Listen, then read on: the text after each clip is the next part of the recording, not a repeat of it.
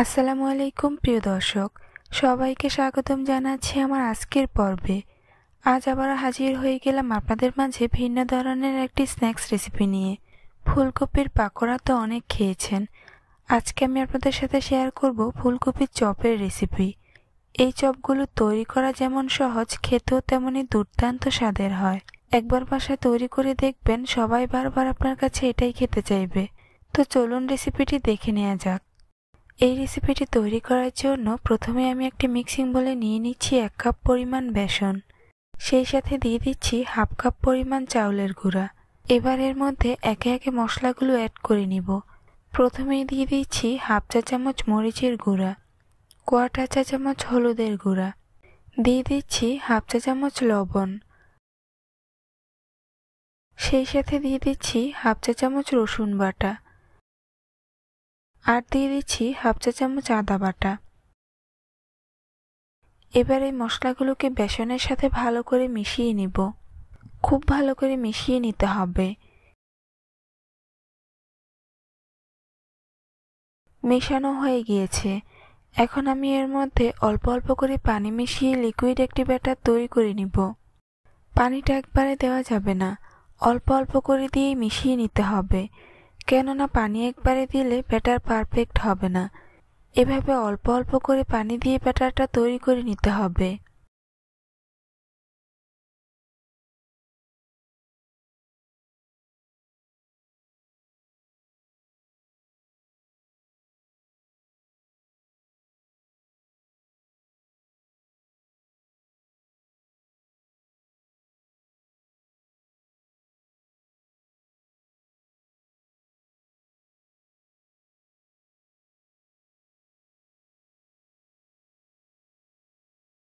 Batter তৈরি করে নিয়েছি।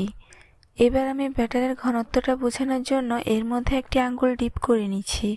দেখুন, আঙ্গুলটা ব্যাটার দিয়ে পুরোপুরি কভার করে নিয়েছে, অর্থাৎ ব্যাটারের ঘনত্ব ঠিক এমন হবে যেন চপটাকে ভালো করে কভার করে নেয়। এখন আমি বেসনের গোলাটাকে ঢাকনা দিয়ে ঢেকে 15 মিনিটের জন্য রেস্টে রেখে দিব। এই ফাঁকে চপের পুর তৈরি করার জন্য এখানে আমি নিয়ে নিচ্ছি 2টি মিডিয়াম সাইজের সিদ্ধ আলু, আর নিয়ে নিচ্ছি একটি ছোট সাইজের সিদ্ধ করা ফুলকপি। এখন এই সিদ্ধ করা আলু আর ফুলকপিকে ম্যাশ করে নিব। আমি এখানে ম্যাশার দিয়ে ম্যাশ করে নিচ্ছি। আপনারা চাইলে হাত কিংবা কাঁটা চামচ দিয়েও ম্যাশ করে নিতে পারেন, তবে অবশ্যই আলু এবং ফুলকপিগুলোকে খুব ভালো করে মিহি করে ম্যাশ করে নিতে হবে।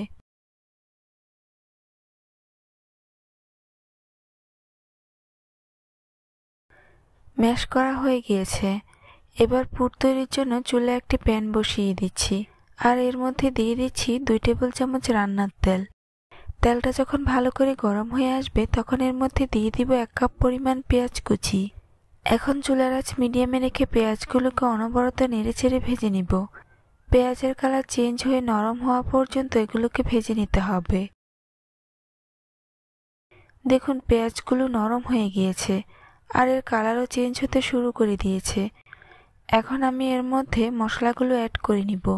প্রথমেই দিয়ে দিচ্ছি হাফ চা চামচ জিরার গুঁড়া, তারপর দিয়ে দিচ্ছি হাফ চা চামচ মরিচের গুঁড়া,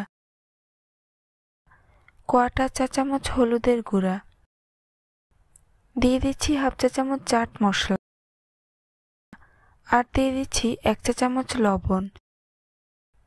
এখন এই মশলাগুলোকে পেঁয়াজের সাথে নেড়েচেড়ে ভালো করে মিশিয়ে নিব। চুলার আঁচ অবশ্যই মিডিয়াম টু লো হিটের মাঝামাঝিতে রাখতে হবে, যাতে করে পেঁয়াজগুলো পুড়ে না যায়।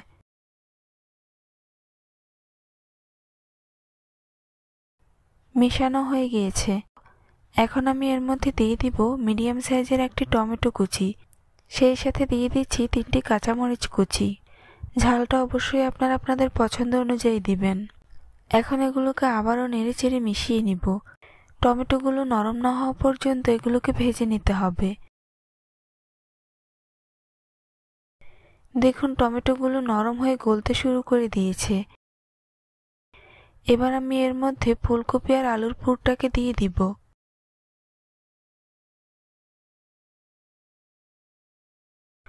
সম্পূর্ণ পুর ঢেলে নিয়েছি। এখন এই মশলার সাথে পুরটাকে ভালো করে নেড়েচেড়ে মিশিয়ে নিব। এই কাজটা অবশ্যই একটু সময় নিয়ে ভালো করে করতে হবে, যাতে পুরের সাথে মশলাগুলো ভালো করে মিশে যায়।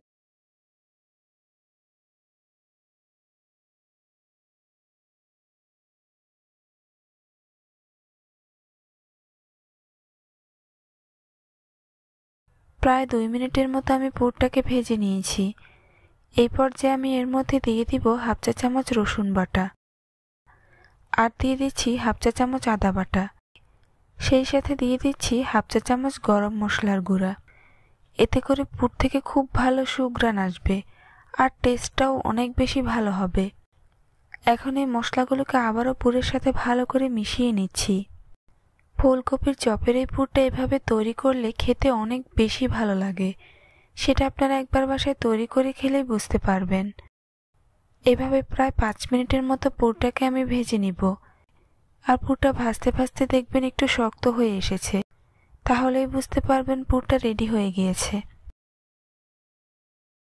এবার আমি চুলা থেকে পুরটাকে নামিয়ে ঠান্ডা করে নিব। প্রায় 5 মিনিটের মতো পুরটাকে আমি ঠান্ডা করে নিয়েছি। এখন চপ তৈরির জন্য প্রথমেই হাতে সামান্য তেল মাখিয়ে নিয়েছি। এরপর এর থেকে সামান্য পরিমাণ হাতে নিয়ে এভাবে চপের শেপ দিয়ে দিব। আপনারা আপনাদের পছন্দ মতো যে কোনো শেপেই চপগুলোকে তৈরি করে নিতে পারেন।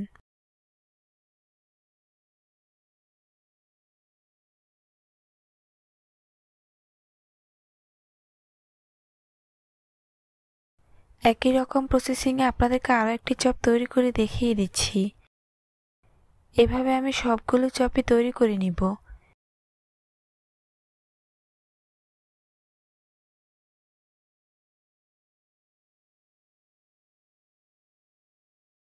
চপ তৈরির পর বেসনের ওপর থেকে ঢাকনাটাকে সরিয়ে নিচ্ছি। তারপর বেসনের গোলার মধ্যে চপের একটি পিস দিয়ে দিচ্ছি। এবার এটা দুই পাশ খুব ভালো করে কোট করে নিব।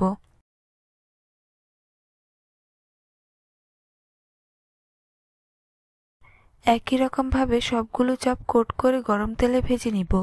তাই চুলে একটি প্যান বসিয়ে পর্যাপ্ত পরিমাণে তেল গরম করে নিয়েছি। এখন এই গরম তেলের মধ্যে একে একে চপের পিসগুলো দিয়ে দিচ্ছি। এখানে আমি 4 পিস করে চপ ভেজে নিচ্ছি। এতে করে একটার গায়ে আরেকটা লেগে যাওয়ার সম্ভাবনা থাকবে না, আর খুব সহজে আলাদা হয়ে যাবে। কিছুক্ষণ পর এগুলোকে উল্টে দিব। চুলার আঁচ মিডিয়াম টু লো হিটের মাঝামাঝিতে রেখে চপগুলোকে উল্টে পাল্টে ক্রিস্পি করে ভেজে নিতে হবে।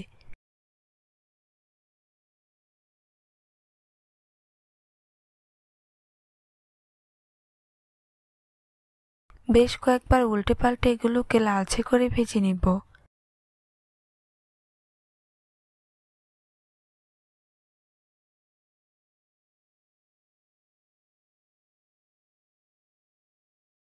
ভাজা হয়ে গিয়েছে। দেখুন চপগুলোর খুব সুন্দর কালার চলে এসেছে। এখন এগুলোকে তেল জড়িয়ে প্লেটে উঠিয়ে নিব।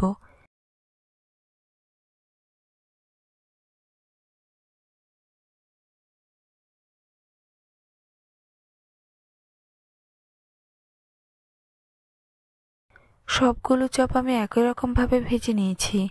এই চপগুলো দেখতে ওপর থেকে আলুর চপের মতো হলেও খেতে কিন্তু অনেক বেশি টেস্টি। ফুলকপির এই চপের রেসিপিটি একবার হলেও ট্রাই করে দেখবেন, কথা দিচ্ছি ভালো লাগবে।